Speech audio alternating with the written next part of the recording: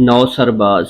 بارش کے بعد مطلع تقریباً صاف ہو چکا تھا۔ آسمان پر کہیں کہیں بادل ایسے دکھائی دے رہے تھے جیسے کسی کا چہرہ خوشی سے کھلا ہوا ہو۔ ہلکی ہلکی ٹھنڈی ہوا چل رہی تھی۔ بستی کے چوراہے پر آتے جاتے لوگوں کی چہل پہل بڑھ گئی تھی۔ خوشگوار موسم سے لطف اندوز ہونے کے لیے محسن اور لطیف اپنے دفتر کے سامنے کرسیاں بچھائے گپ شپ میں مصروف تھے۔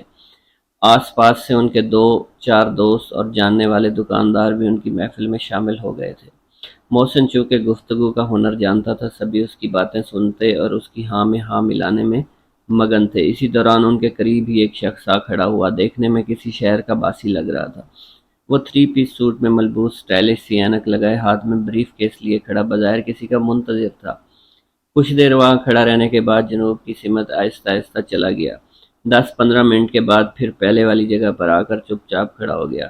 اب اپنا موبائل فون نکال کر کان کے ساتھ لگا لیا، پھر کچھ سوچنے کے انداز میں فون والا ہاتھ اپنی پیشانی پر رکھ لیا۔ اس کی حرکات و سکنات دیکھ کر لطیف کی توجہ بے ساختہ اس کی طرف چلی گئی۔ وہ اسے غیر محسوس انداز میں دیکھتے ہوئے محفل میں بھی شامل رہا۔ وہ آدمی کافی دیر وہاں کھڑا رہنے کے بعد اس کی طرف بڑھا۔ سلام کے بعد بیٹھنے کی اجازت چاہی۔ لطیف نے کرسی آگے بڑھاتے ہوئے اسے بیٹھنے کا اشارہ کیا۔ وہ شخص شکریہ ادا کر کے بیٹھ گیا۔ بیٹھتے ہی بولا، آپ کا بہت شکریہ، دن بھر کے سفر سے انتہائی تھکاوٹ ہو چکی ہے، مجبوراً آپ کو ڈسٹرب کیا، اس کی معذرت چاہتا ہوں۔ محسن اس کی طرف متوجہ ہوا اور بلند آواز میں کہنے لگا، کوئی بات نہیں بھائی، ہم تو بس موسم سے لطف اندوز ہونے کے لیے بیٹھے ہیں۔ گپ شپ شروع ہوئی تو محفل جم گئی۔ آپ بیٹھیں، آپ کے لیے چائے منگواتے ہیں، چائے پی کر اپنی منزل کی طرف چلے جائیے گا۔ اجنبی کے لیے چائے کا کہنے کے بعد محسن نے وہیں سے بات شروع کی جہاں سے گفتگو کا سلسلہ منقطع ہوا تھا۔ ہمارے بادشاہ سرکار کی کیا ہی بات ہے، میرے ذہن میں تو یہ دفتر کھولتے وقت ہزار خدشات تھے، حالات دیکھ کر سخت خوفزدہ تھا۔ بادشاہ سرکار کا سایہ ہمارے سروں پر قائم رہے۔ لطیف کا مشورہ کام آ گیا۔ میں اور لطیف سارے کام دھندے چھوڑ کر بادشاہ سرکار کی خدمت میں حاضر ہو گئے۔ میں بادشاہ سرکار کے قدموں میں گر گیا، قدم بوسی کے لیے عرض گزار ہوا، آپ ہی تو ہمارے لجپال مرشد ہیں، میں خیر کی بھیک ملے بغیر آپ کے در سے کہیں نہیں جاؤں گا۔ بادشاہ سرکار نے کمال محبت اور شفقت سے میرے سر پر اپنا دست مبارک رکھا، وجدانی کیفیت میں فرمانے لگے، پتر، فقیروں کے ڈیرے پر جو کوئی دل کی مراد لے کر آیا کبھی خالی دامن نہیں لوٹا، جا تو بھی عیش کرے گا عیش۔ تیرے لیے تیرے بادشاہ سرکار کی طرف سے خاص دعا ہے، انہی کی دعائیں ہیں کہ سب ٹھیک چل رہا ہے۔ اجنبی مہمان بھی محسن کی گفتگو پوری محویت سے سن رہا تھا، محفل کے دوسرے شرکاء سے بڑھ کر واہ واہ کر رہا تھا۔ اتنے میں چائے آ گئی۔ اس نے پیالی ہاتھ میں پکڑتے ہی کہا، واہ اللہ کی شان، دیکھیے مجھے کس لجپال بادشاہ سرکار کے لنگر پر لے آیا ہے۔ میں بھی کہوں اتنی دیر سے گاڑی کیوں نہیں مل رہی؟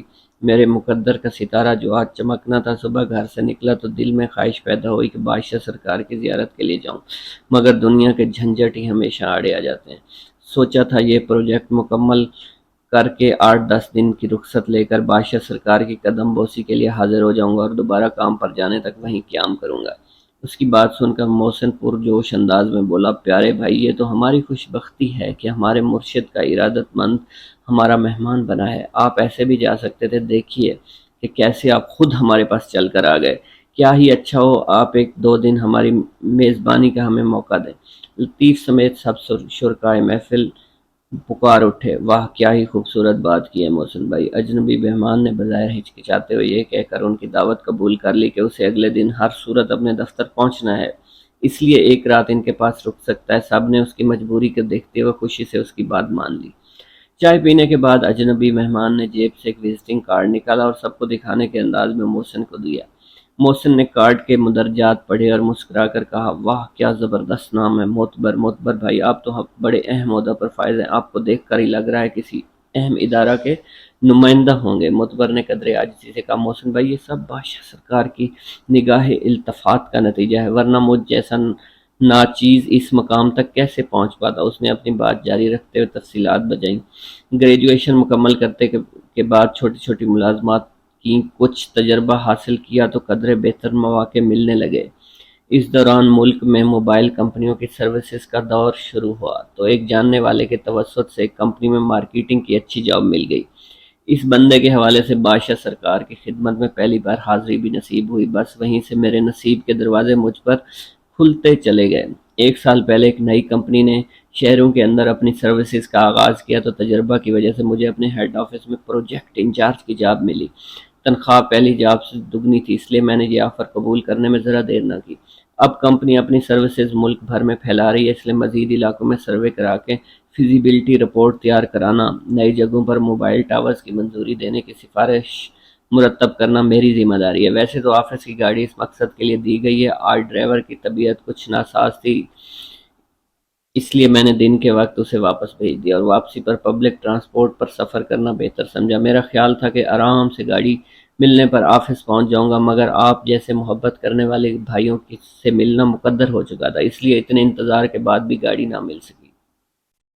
لطیف نے مسکراتے ہوئے کہا، معتبر بھائی، ہماری ملاقات مقدر میں تھی، تب ہی تو یہ سارا معاملہ حل ہوا۔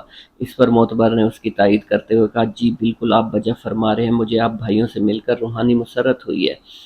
اب خوش قسمتی سے ملاقات ہو گئی ہے تو میں چاہتا ہوں آپ بھائیوں کے لیے جو کچھ کر سکتا ہوں کروں۔ آپ کے علاقہ میں بھی اپنی کمپنی کی سروسز شروع کرتے ہیں، اس کے لیے آپ کے پاس اپنی زمین ہو تو ان میں ٹاور لگوا سکتا ہوں۔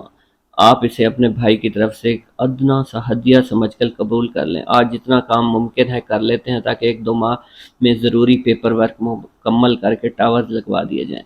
آپ جانتے ہوں کہ جس کی زمین پر ایک بار ٹاور لگ جائے اسے زندگی پر تنکا توڑنے کی ضرورت بھی نہیں رہتی۔ محسن بولا، زمین تو ہمارے پاس ہے، اس بستی میں بھی ہے، کچھ قدرے فاصلے پر ہے، آپ کو وہ چیک کرا دیتے ہیں، ہمیں بتائیں اس کے لیے ہم نے کیا کرنا ہے۔ معتبر انہیں ضروری معلومات فراہم کر رہا تھا کہ اتنے میں دانش گاڑی لے کر آ گیا۔ اس نے معتبر کو اپنے ساتھ بیٹھنے کو کہا، محسن اور لطیف بھی گاڑی میں بیٹھ گئے، سب زمینیں دیکھنے چلے گئے۔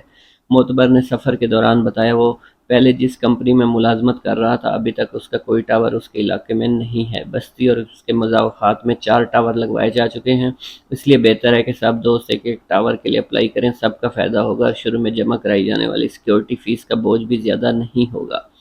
محسن کے استفسار پر معتبر نے وضاحت کی، دراصل جب بھی کوئی آدمی اپنی زمین پر کسی کمپنی کا ٹاور لگوانے کے لیے اپلائی کرتا ہے تو اسے ایک مخصوص فیس بطور سیکیورٹی جمع کرانی پڑتی ہے۔ اگر کبھی کسی بھی وجہ سے کمپنی اور فرد کے درمیان معاہدہ ختم ہو تو یہ فیس زمین کے مالک کو واپس کر دی جاتی ہے۔